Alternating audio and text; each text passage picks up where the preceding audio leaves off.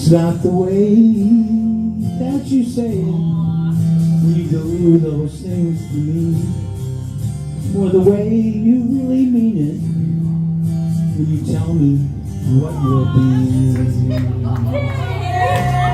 And when you stop and think about it, I don't believe it's true that all the love you've been giving has all been meant for you. And you too. Hello, lovely people. That was a little intro of drummer David singing for us during a karaoke night this past winter. And that was such a blessing to get to live with those opportunities. And I'll get into that after a prayer. God and Goddess, thank you so much for safe travels and for comfort and love in the midst of the storms of life. Please lead and guide us and help us to become the best versions of ourselves possible. Help us to uplift ourselves and other people and plant the right seeds, give us the right words to say, and show us how we can be useful today. In the name of Elohim, I pray, amen. Today on the Nasarean calendar, let me pull up my thing here. It is Mind Day. And although I am a little bit late for the noontime peace contemplation, it's better late than never. Our God and Goddess, immanent and transcendent, send to all your angel of peace. To all the helpful thoughts of my mind, send your angel of power. I understand, like I said, I'm a little late. I traveled to Florence today, and so thankfully, safe travels. But regarding the topic of discussion today and the intro, like I said, that was my friend, drummer David, and I've known him since I came to Mount Shasta, so about a decade. And on Monday, I'm going to put my calendar here.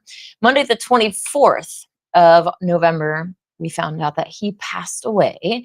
Well, I didn't find out until actually last week.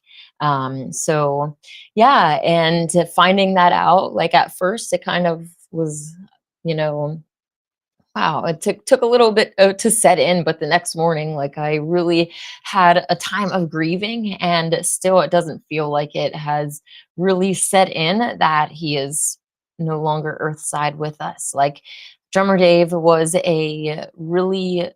he was a pillar in our community in Mount Shasta, and I don't know anybody that would say anything negative about him. His laugh just, filled up the room, and I really loved how he would come to my events, and especially like my full moon celebrations on Mount Shasta, and he would, without a doubt, always bring up something controversial. So it would be really fun to get to talk about like something that wasn't politically correct or anything like that. But he was also a big proponent of, this is your gathering and you have the right to enforce veganism because it's your gathering. And, just like if it was somebody else's fire, he would defend them as well. So yeah, I have some really, really great memories with drummer David. And I know that I'm not the only one that is going to miss him, that already misses him, because of, the great light that he brought to this world. And what an honor for people to think such great things of you after you pass, right? Like, yeah, we all want to leave behind a legacy of something good, and for people to, essentially mourn our passing on, but also not sit in that mourning. The loved ones that have passed on are not, wanting us to sit here and be sad and depressed and grieving eternally, right, in their loss. So I wanted to share some stuff with you today from the Holy Megillah, the Nasarean Bible of the Essene Way, translated by Dave Greenleaf and available at essene.org. I'm actually only like a few blocks away from the bookstore and the Mother Temple. So I'm really excited to be able to come here and help. But before I go and do my helping duties, in the Nazarene book of Genesis, chapter 14, verse 22, it says, for with the fall of Adam and Eve, Mavet, or the way of death, entered this world. I love to think about how different the whole existence would be if we were still in that perfect garden where the downward spiral wasn't actualized. It's always a potential. There's, anything is possible, but until Adam and Eve actually said, yes, we'll do that, and killed the lamb, that way wasn't actualized yet, right? And then as soon as they started killing, the way of death entered our world. And therefore, we're all going to die someday. We read in the Nazarene book of Genesis 21 about Simcha, and her name literally means joy. And it's really cool because it says, when she departed this world, when she ascended to the heavens, verse 35, it was in this manner, laughing from the depth of her soul, she began to dance. Lo, she spun and whirled like a youngster, then leaped into the air. But behold, she did not return to the ground. Simcha levitated above the crowd, then glowing brightly as she became a cherubah, spoke one word before ascending to El Cush. Play. I love that story for multiple different reasons, but many of you have probably already heard the idea of like Enoch and some others basically not dying. They literally just ascended. So there's a whole different way of existing on this earth and even exiting stage left, so to speak. That is not the way that we're so used to. So it's really cool to think about that. And obviously, it's going to be a few and far between of those of us that ascend to heaven like that. But I do find a lot of hope in the Holy Megillah and the verses, and especially the teachings about reincarnation. I wanted to play a little bit of this clip from a previous teaching so that you can hear what Yeshua and Miriam had to say about reincarnation. The 28th question was for Miriam. A disciple asked Miriam, will you give us a key to happiness that will work in this lifetime and in our future incarnations? Miriam said, here is a key to happiness. Help others find happiness, and you will be happy. That is called good karma. That key will unlock work in both this incarnation and in future incarnations. Miriam continued, since you brought up the topic of reincarnation, besides the key to happiness just given, I will speak briefly on reincarnation and related topics. I will invite Yeshua to do likewise. The related topics are heavens and hells and ongoing ascension in spiritual evolution. I will begin by addressing those related topics. They provide a good context in which to consider the purpose of reincarnation. Miriam said, there is not only one heaven and one hell. Rather, there are countless heavenly realms and countless hellish realms. Truly, beings live in the realm of the universe that they deserve to, including the world that you live on now, according to the universal law of karmic justice, cause and effect, that works in conjunction with divine mercy. Know this, heaven and hell are experienced first inwardly as inner states of being, and then become manifest in our outer circumstances as well. The statement that the kingdom of heaven is within does not mean that there are no outward heavenly realms or hellish realms. Rather, it means that the outer realm you inhabit resonates with your inner realm. The highest heaven, heaven most high, is outside of the mother ovum, surrounding it as a circumference. Heaven most high is the home of Jah, God transcendent, and Jala, God is transcendent, and will be the future home of those beings that join the Lord Christ and Lady Christ in their mission of mercy, and thereby ascend upon the spiral ladder of being and persevere to eventually enter that highest of the countless heavenly realms. Within the mother ovum itself, the highest heaven is that called Mareba, Within our own solar system, there are 7 primary group consciousness heavens. You've probably heard of the 7 heavens before. The 7th of which is within a spiritual dimension within our sun. There are similar sets of 7 heavens within countless solar systems within the mother ovum.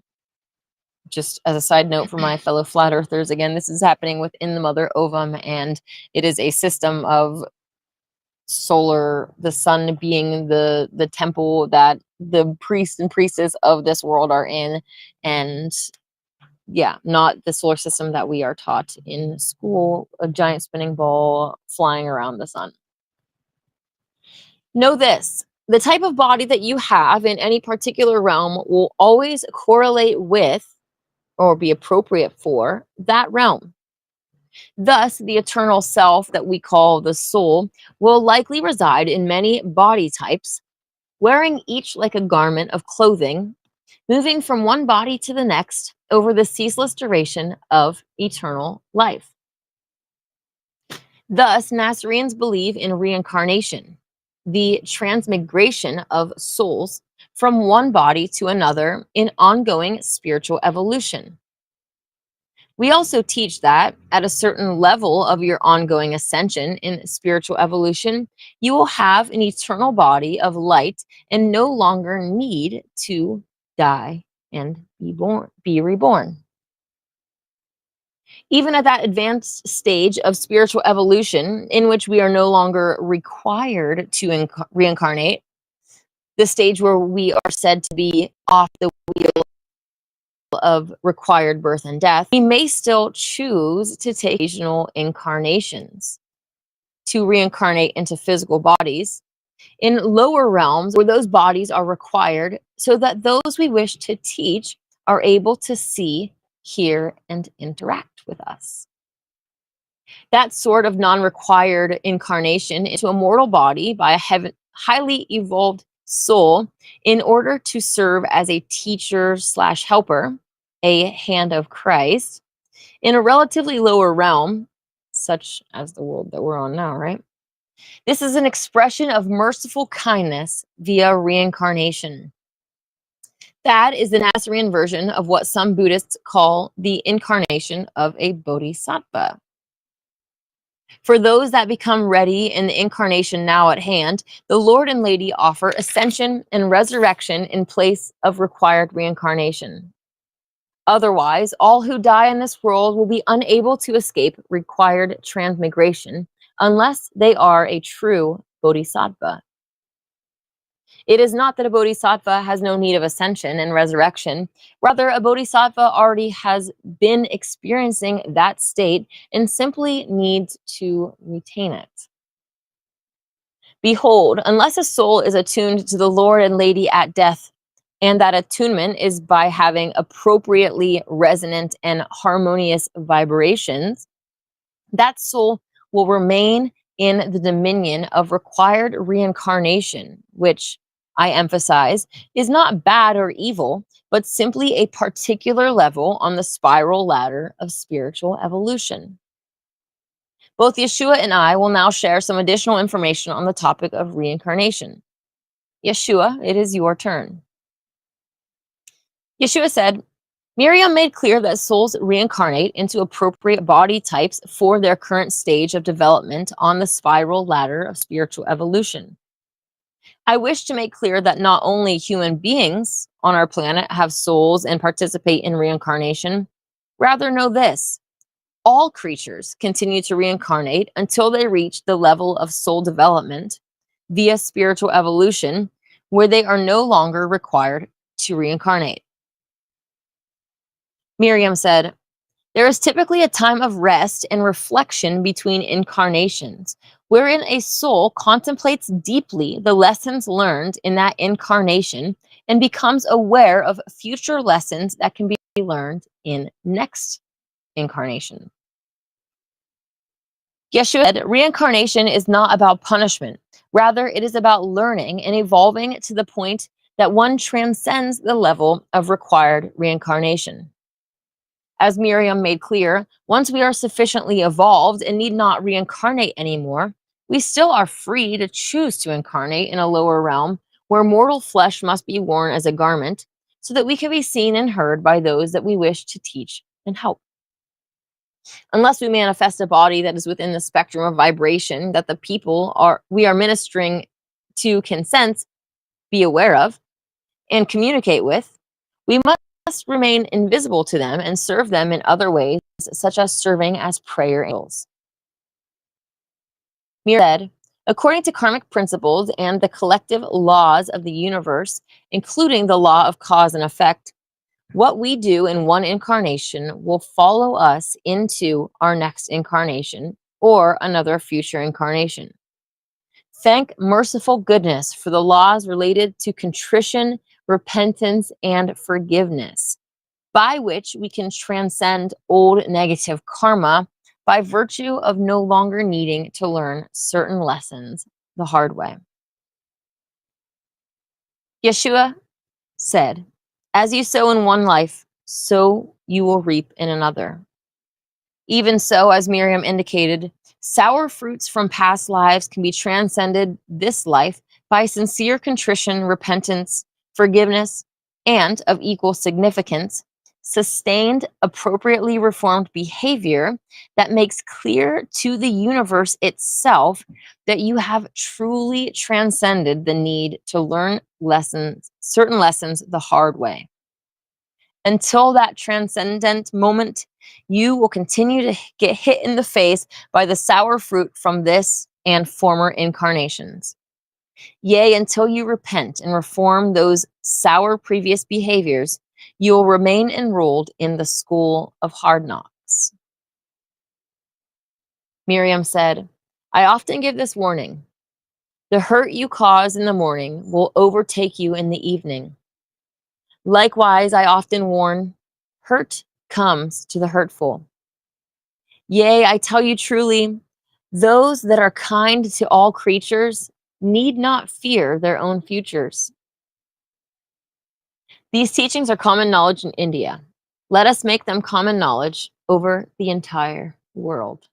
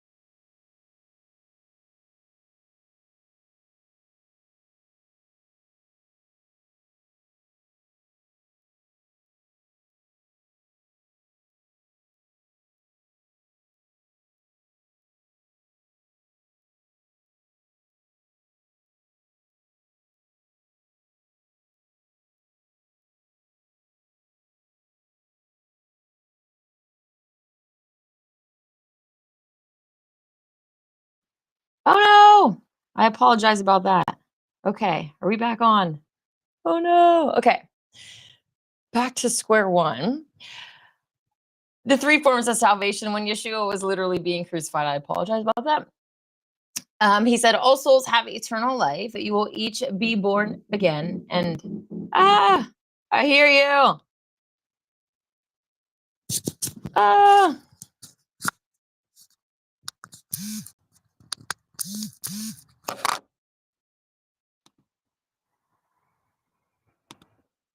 Oh my gosh. Now behold, I have briefly described a few rooms and rooms within rooms of the personal mansion of many rooms. The few examples of countless possible examples that I have thus far given are related to doing personal work, learning lessons that aid our ongoing work of soul development. Examples that I have thus far given are related to doing personal work, learning lessons that aid our ongoing work of soul development. But I would also have you know that there are rooms and rooms within rooms dedicated to play and fellowship. One of those rooms is that which I call visiting friends and relatives from the past incarnations for present moment fellowship. Say that 10 times fast.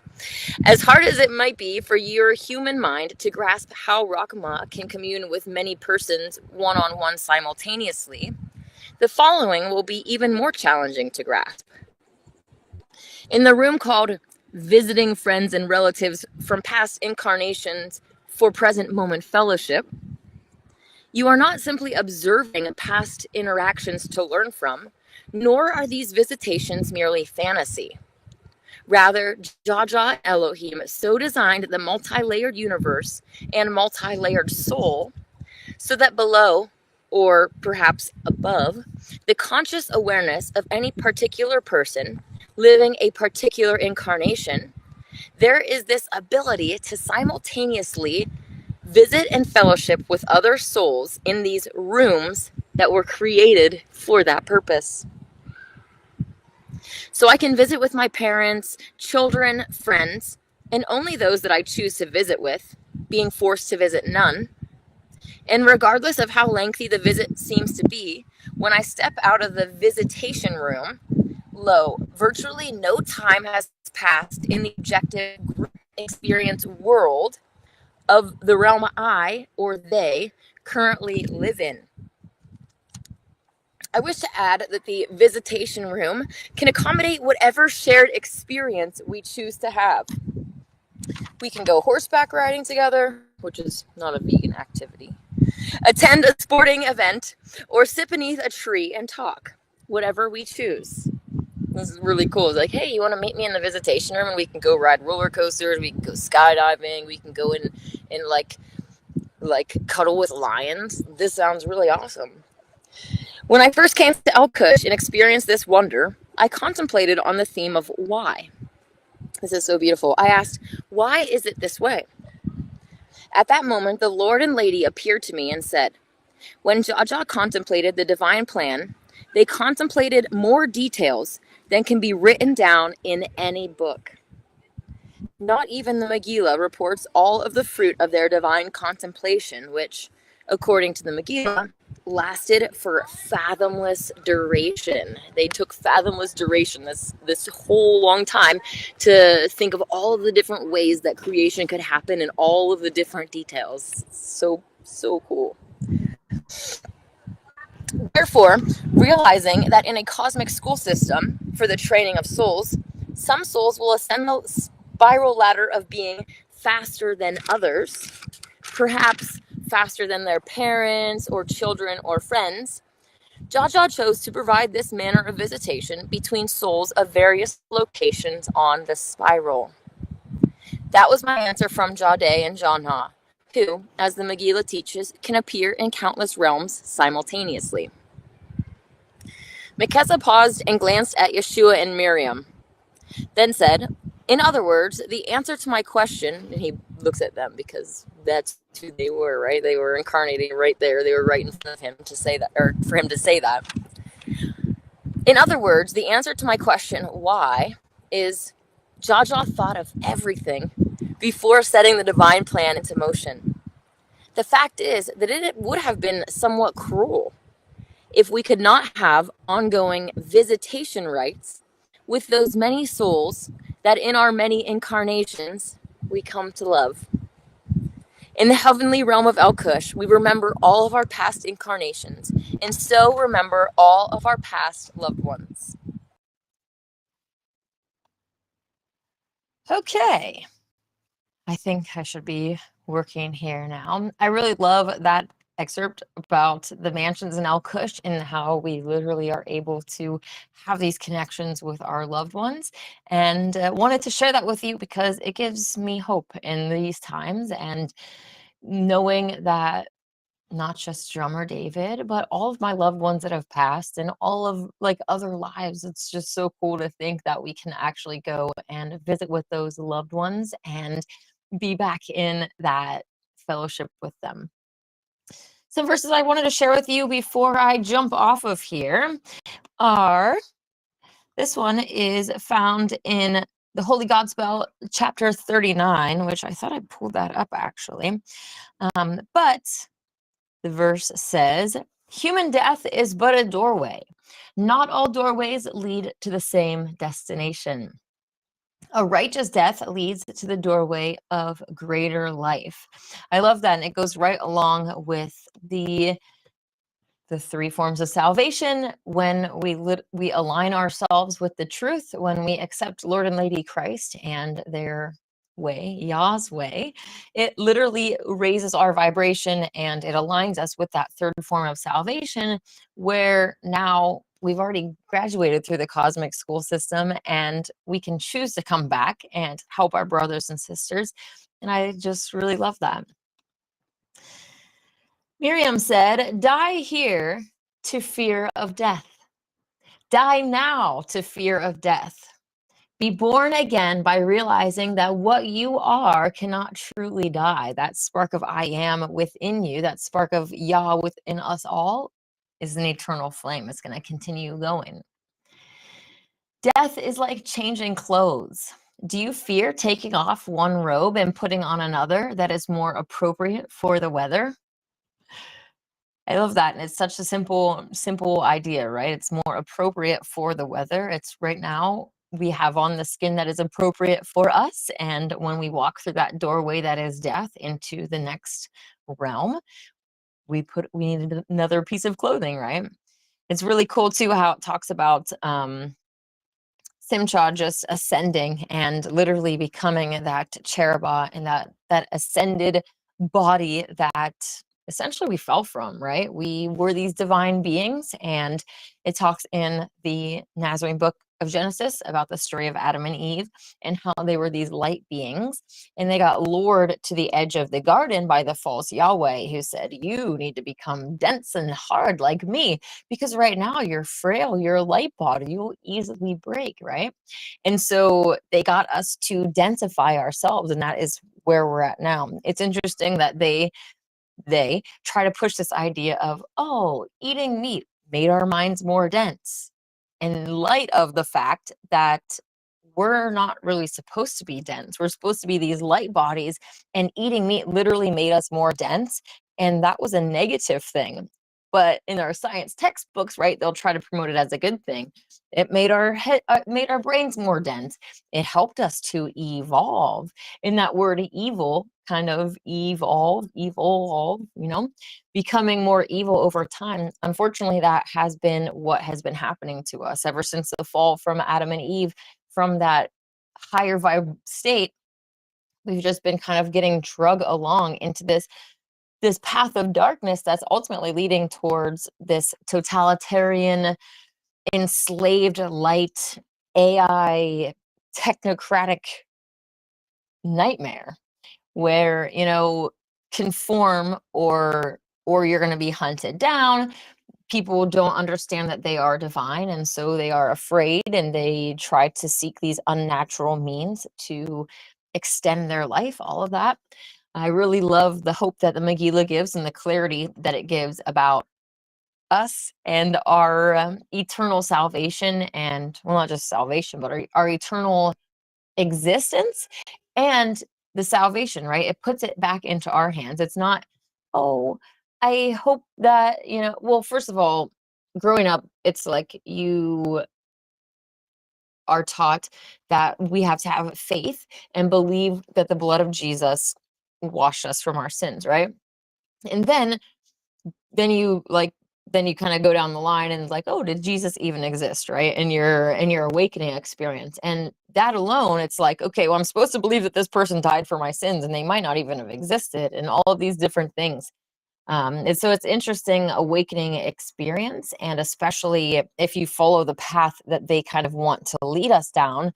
I was I don't want to say Gnostic, because Gnostic is like, there's a bunch of different people that consider themselves Gnostics and they believe different things. There's Jewish Gnosticism, there's Christian Gnosticism, there's different groups of people, Gnosis meaning wisdom, or hidden mysteries, kind of like occult stuff. But this knowledge of spiritual teachings that has been hidden from us. And so I went down this path myself, where these texts that come along that say, Sophia created Yaldabaoth and he was an abomination or an abortion or very negative, and then he said there's no God beside me, and then he's the one that created this world and we're all trapped inside. And that mindset is very dark. I went through that, and it's just like, wow, our creator, was this evil being that was ignorant and locked us all into this stuff. And I mean, you can look in the world around us and things will confirm that, right? It's like, okay, we're on this prison planet. I don't like to use the word planet, but you know what I mean? It's prison plane, I guess I should say. Prison enclosure and all this stuff, and it can feed into that, and it's just really dark and depressing. So I'm really happy that I kind of came around full circle and back to the knowledge of the creator being good. And think about, God and Goddess, we were put into this beautiful Garden of Eden where everything was just at peace and harmony, and the way of death hadn't even been actualized, right? So everyone's just frolicking around, enjoying this world, eating from the tree of life, just having a good time and knowing which way is up, knowing their equality with the opposite sex, knowing their familial relation to the animals, right? They're our family. They're souls that are in these other bodies, right? If you like kind of understand or think about this idea of our consciousness and how it can either be increased and we essentially become more alive and knowledgeable and intelligent, or it can be decreased, right? And even the average human, we've been deliberately dumbed down as our consciousness has been stifled. And if you continue to live lifetimes of that stifling, all of a sudden now you've gone from a human and now you might find yourself in some lower forms. It reminds me of the story of little Miriam, and she is talking to the snake and says, like, souls take on the body that they are vibrating with, right? And so you can kind of understand how your consciousness being dimmed over time, I mean, then all of a sudden you are in these lower life forms. And I say that lovingly, but they are lower than us. They have lower consciousness, awareness, a lot of different things that, that we have, they don't, in consciousness and awareness level, right? And it can fluctuate. No one is, nothing is at a standstill. We're all either getting better or getting worse. And so through lifetimes of getting better, we graduate through the ovum and then we can choose to come back. But if we get worse, then all of a sudden we're animating these lower life forms. And the great threat or the great danger is that you may sink so low in consciousness that you can't even animate like a bug. Like you are your light has been so dimmed that you can't even animate a little fly. And again, it comes back to that spark of Yah within us, right? We can either do things that enliven us and throw fuel onto that fire and just make us so full of life and excitement and existence, consciousness, and bliss, right? The way of Yah. Or we can do all these things that, dim our shine. And that's exactly the name of the game. Are we shining or are we being dimmed? And the world around us, unfortunately, right now is run by the order of the parasites, and they're trying to dim our shine in every way possible. And it really, the first step that you can to take to get that light back is by being controlling of your energy, but also what you're consuming, right? If you are consuming animals, you are literally dimming your own shine and allowing your aura, your shine, to be weakened to a point where demons can come right up next close to you and start whispering in your ear. And they're the kind of friends that,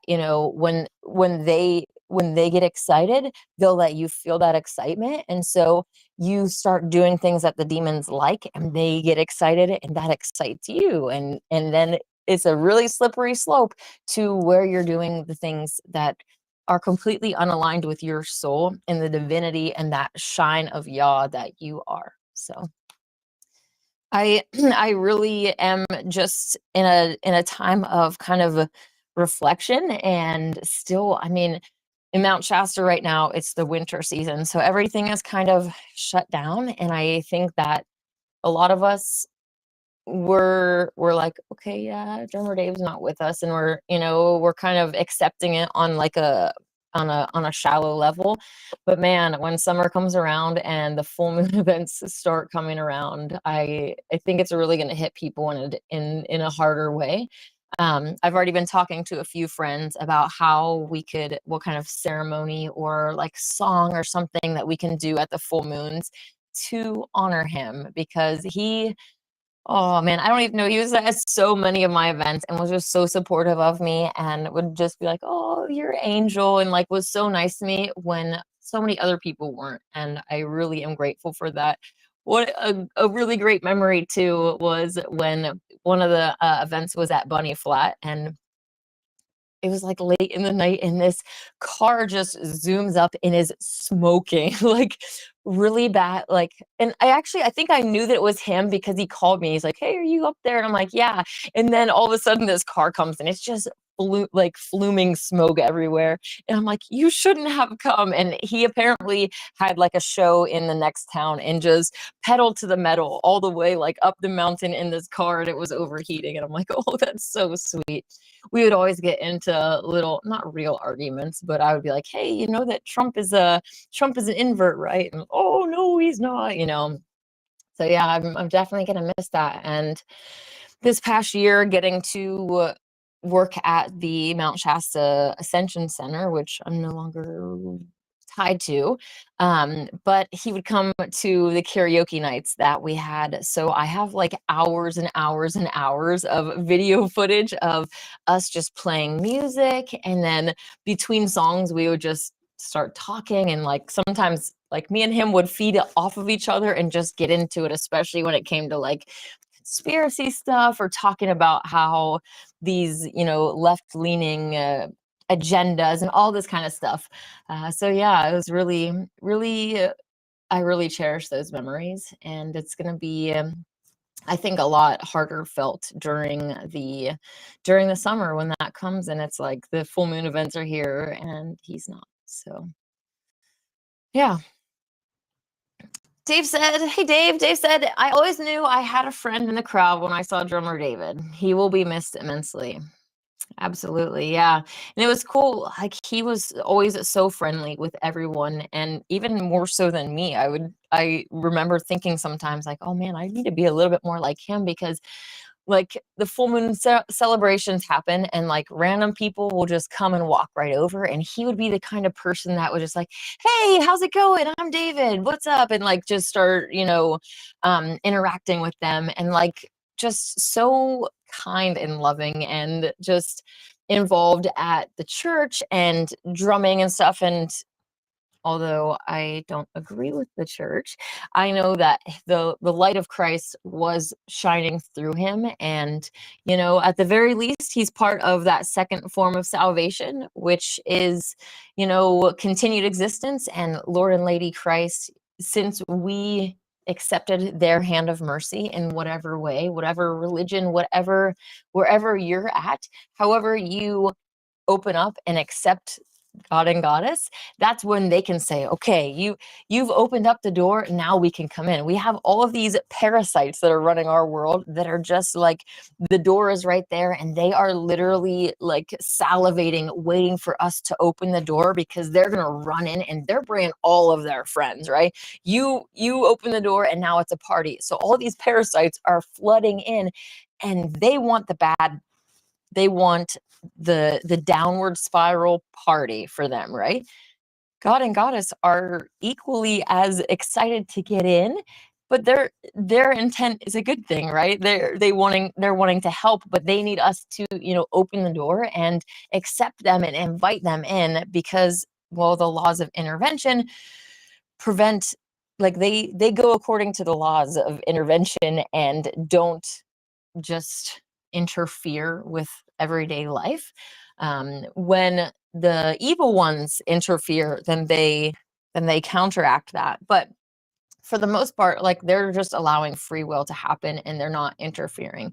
But when we open the door and we say, please, mom and dad, please interfere, let's go, I need some interference, they're ready to help. And I think that's really exciting. And yeah, no matter where we are and how far we've fallen, they're still the most loving parents that just want us to acknowledge that we've fallen and just be like, okay, hey, I messed up. Can I just be good now, right? And they're like, yeah, come on, we've been waiting, come on. And it's not like, let me sit you down and tell you all the bad things that you did and just scold you and even condemn you to hell for eternity, right? Like, such a harsh and unrealistic. It's just sad too, because even like, I think my parents, I love my parents, and I think that they are a very godly example, even in their non-vegan state. They haven't made the connection of veganism yet, but in all the other aspects, it's so great. As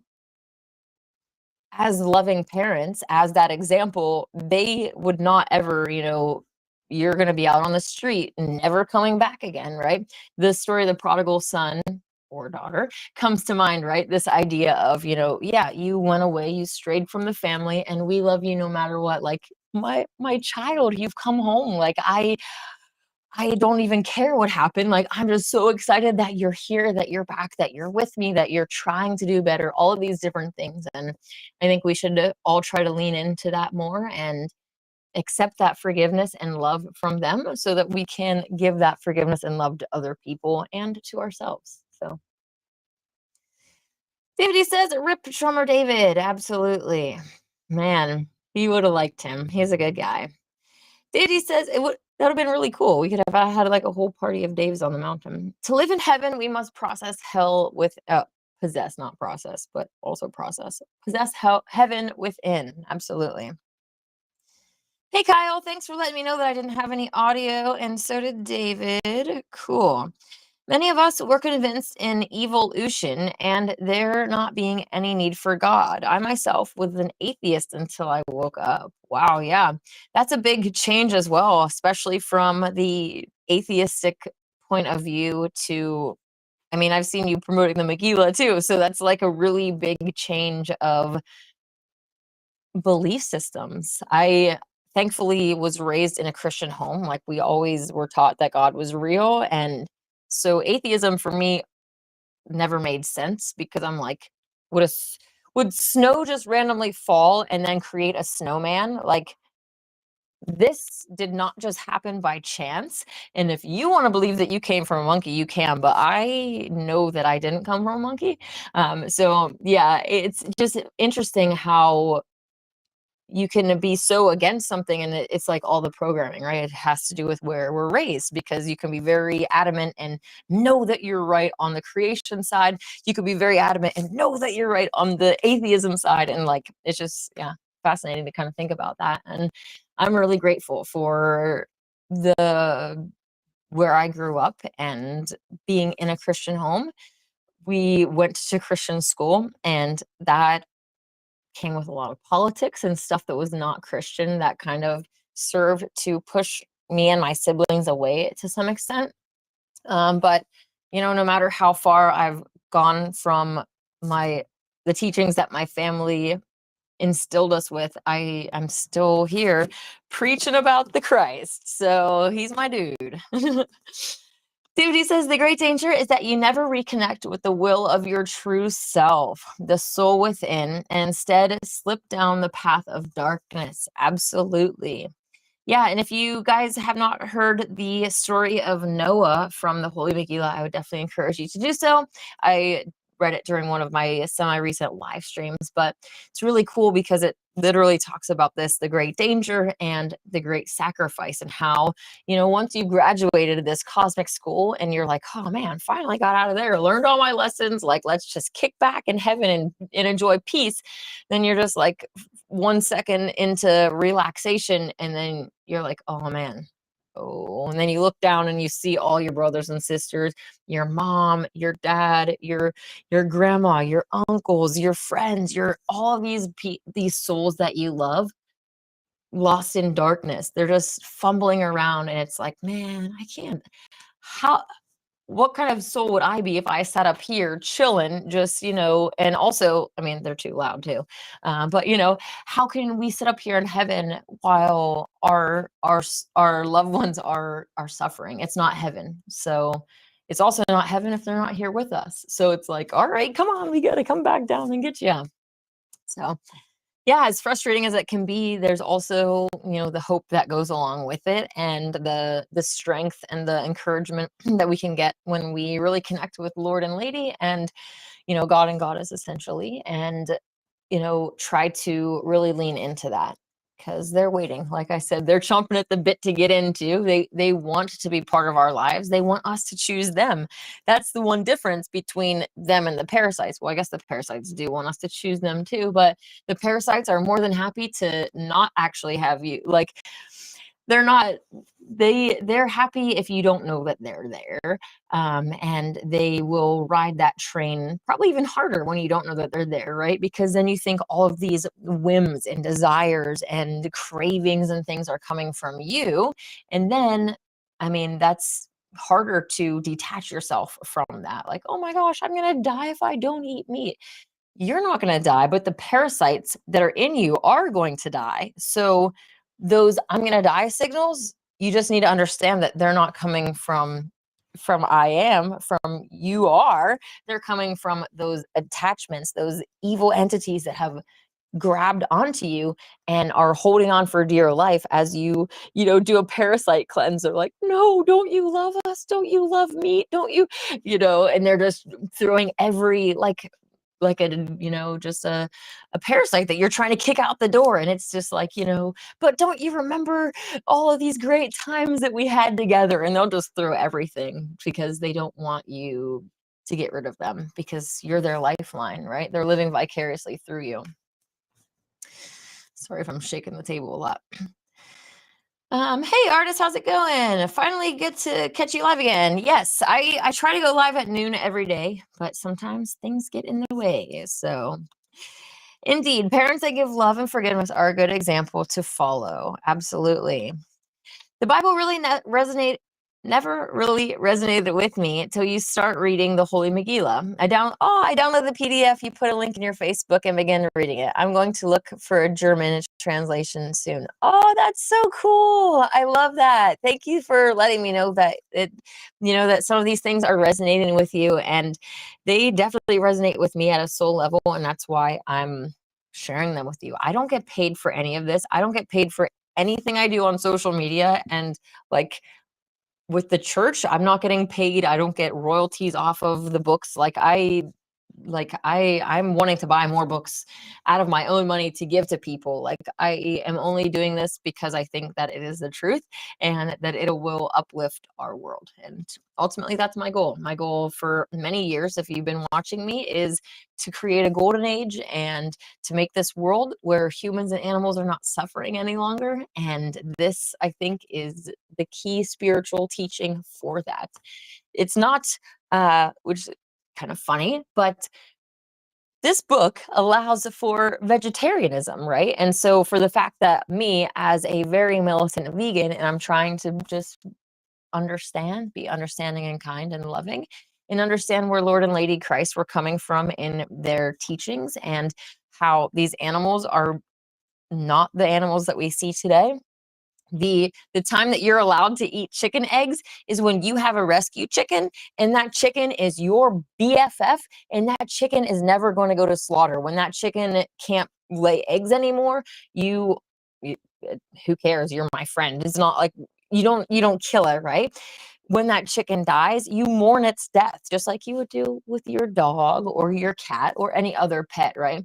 That is where that relationship with animals can come, where we can start sharing things, because you're my friend, not my machine, not my product maker, right? It's a completely different relationship. So yeah, I just kind of think it's funny too, because for me to even accept these teachings is just, totally left field that people wouldn't expect. So hopefully, I mean, that will, have people questioning, well, maybe we should read this. If someone who's a militant vegan is willing to listen to these teachings and even share them, maybe we should just give it a listen, right?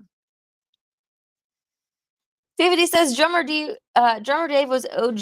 Yeah, he was. Yeah, I think you listened to some of my old videos on the full moon. I've seen some of your comments.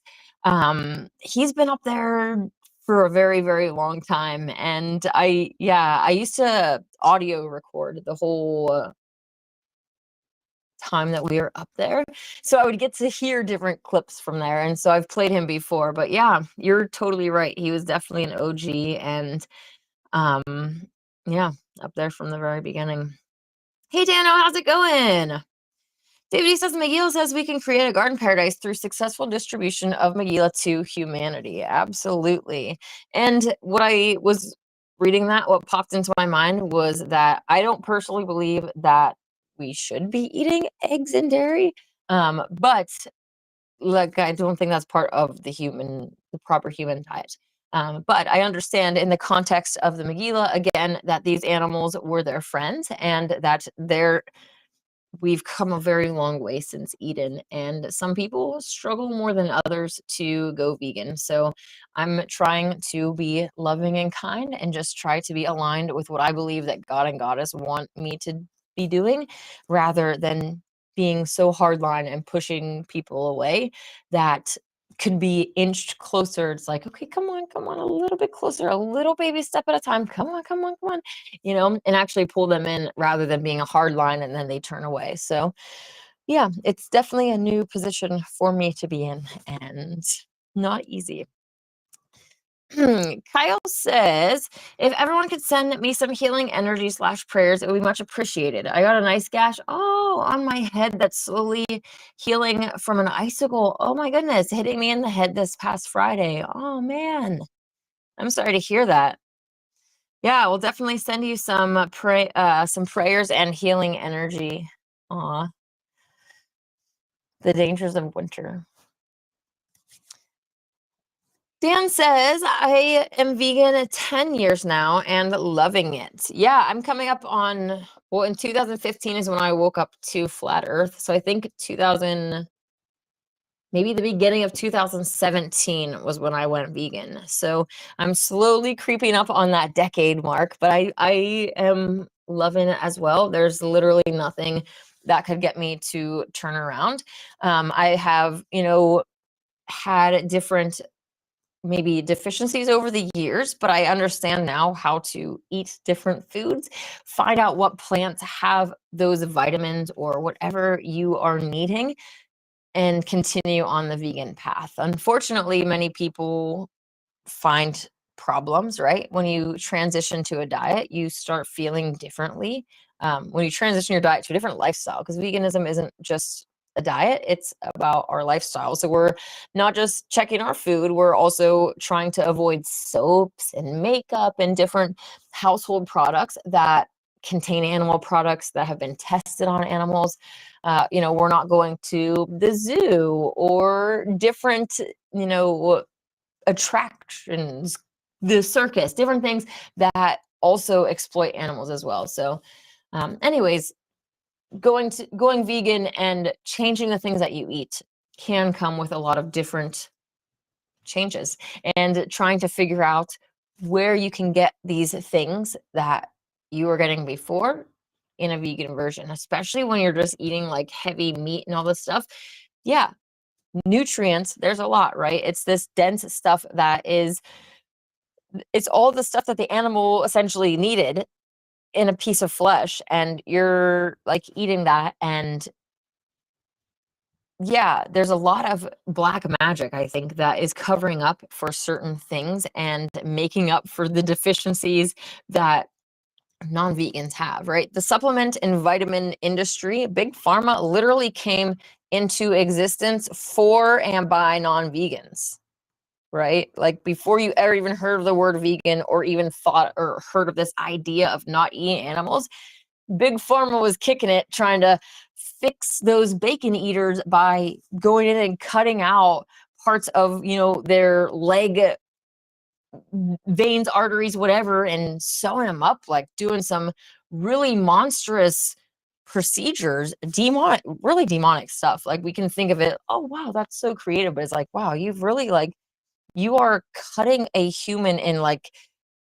you're becoming Frankenstein's monster right now. And like, it's crazy how we're trained to think of these as like medical miracles and stuff.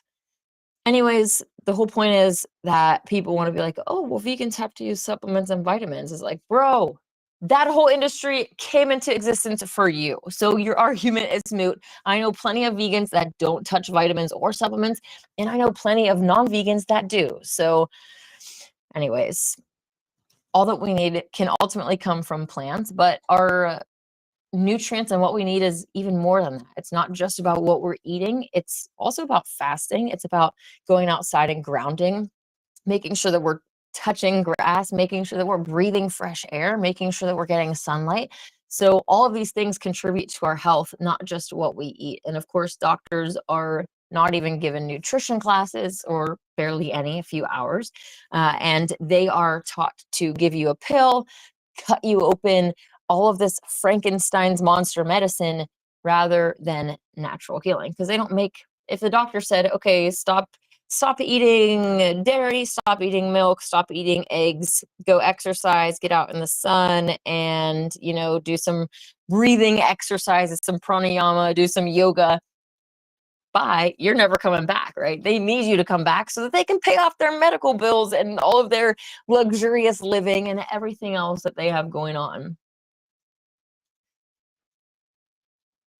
Dana says, I got tofu in the fridge. I don't know what to do with it. Oh, there's a lot of great things that you can do with tofu. Let me tell you, I've seen some really awesome like reels and some people that have really gone into like the science, which is weird to say, but I mean, they're freezing it, they're pressing it, they're boiling it in baking soda water, I think. They're doing all these different things to try to figure out how to best prepare tofu. So we live in a great time to be alive. Like, so many different things. David says that focus on the fleshless diet first and foremost. Absolutely. Artist says, indeed, your approach is good and with love. It's definitely becoming better. I'm working on it. And it's actually kind of cool that people can literally watch like a lot of the video. Some of them I've taken down because I'm not proud of everything that I've done in the past. But just seeing how much, even in the past year, that I have changed. So I think it's really cool, and it'll be fun to look back on my own journey and just see all the different ways that I have changed and softened up and become more loving and kind. Dana says, I got some good herb too. Buddy Bloom Sativa Blunts. Oh, interesting.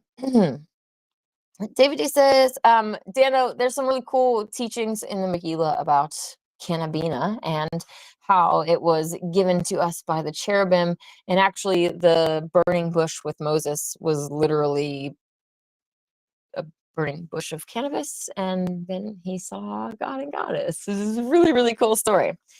David says, having access to milk and eggs would have helped children to eat in rural Nazarene villages over the winter. It was a different time. Everything is available now. Exactly. And those Nazarene villages and those animals that they were getting the food from were their friends. And so we know that it was just a completely different time. And like you said, the things that we have, everything's available now. So we really don't need it. There's no excuse for it, justification. Yeah. Artist says that he puts tofu in a container with water herbs and let it soak overnight, then slices it into small cubes. It's good with it goes good with rice. Yum. Interesting, with peanut or tomato sauce. Cool. Yeah, there's so many different things that you can do with tofu, and even like different cheeses, and man, so good. Desserts, like tofu chocolate mousse I've seen as well. So cool. All right, I actually have to get off of here because today ended up being moving day for Priestess Michelle, and that's why I was coming up here. It was supposed to be on Tuesday, or wait, what day is tomorrow? It was supposed to be, well, yeah, actually, originally it was supposed to be on Tuesday. Then it was raining, and so it got moved to Monday afternoon. And then before I left this morning, it got moved to Monday morning. And then when I got here, I had a missed call that they were moving right then. And so I'm like, okay, maybe I just drove all the way up here for nothing. But actually, maybe last night or the night before, I was offered a special project, which I love to help. And so I actually get to, as nerdy and goofy as this sounds, I get to go and help us stuff envelopes and put like the church bulletin and all the little stuff in them. And I'm so excited about that. And yeah, I'm really just excited to help serve and get to use my talents for good. Deanna says, I'm drying out from a booze binge. It takes me 10 days to dry out. Many weird pink elephant moments and phases. Full moon too. Oh, well, hopefully you are able to dry out. I saw a reel earlier on Facebook that was talking about like 4 weeks or something, or I'm pretty sure it was 4 weeks, and having like all the alcohol actually flushed out of your system, and just all the differences that people were noticing even after a small amount of time. It's crazy to think of how much all of these substances can affect us and infect us, and the long-term effects, and like how cloudy our vision can become. And then you get into sobriety and you look back and you're like, wow, I was not thinking clearly. It's a crazy thing. So hopefully you're able to dry out quickly and walk on the sober side for a little bit. Artist says about the tofu that you can use all kinds of herbs. I often use garlic. Garlic and masala herb. Interesting. Okay, cool. That sounds pretty good. Some tiki masala herbs. Is that what is that the same stuff? Okay, anyways. Yeah, cruelty-free cheese. Perfect. Kind of indeed. Kyle says, oh my goodness, there's so many different things that you can do with tofu. It's so amazing. One of the recent ones that I saw also was like tofu fries or something. I'm like, oh, that sounds really good. I love crispy and deep fried and all of that junk food stuff. So anyways, I'm going to jump off of here and go and be of service, helping the church. So I will catch up with you tomorrow for prayer, and yeah, we'll see where everything goes. I'm super excited. Like I said, tomorrow I get to go and stuff some envelopes for church, and yeah, we'll see what my time here in Florence has to offer. I hope that you have a wonderful day. May God and the Goddess, well, hope you have a wonderful night. May God and the Goddess bless you. So fair, cross the mercy, and always take me there, the place that I love.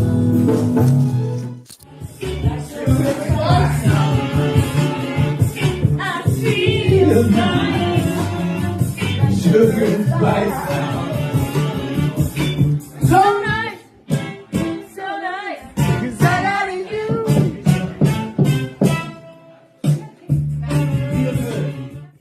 Everywhere to me. When I close my eyes, it's you I see. You're everything I know that makes me believe I'm not alone. 'Cause you're everywhere to me. When I catch my breath, it's you I breathe. You're everything I know that makes me believe I'm not alone. Not alone. Okay, everybody. Woo! Just a close come on, Jesus. Granted, Jesus is my queen. Here's why. Because I'm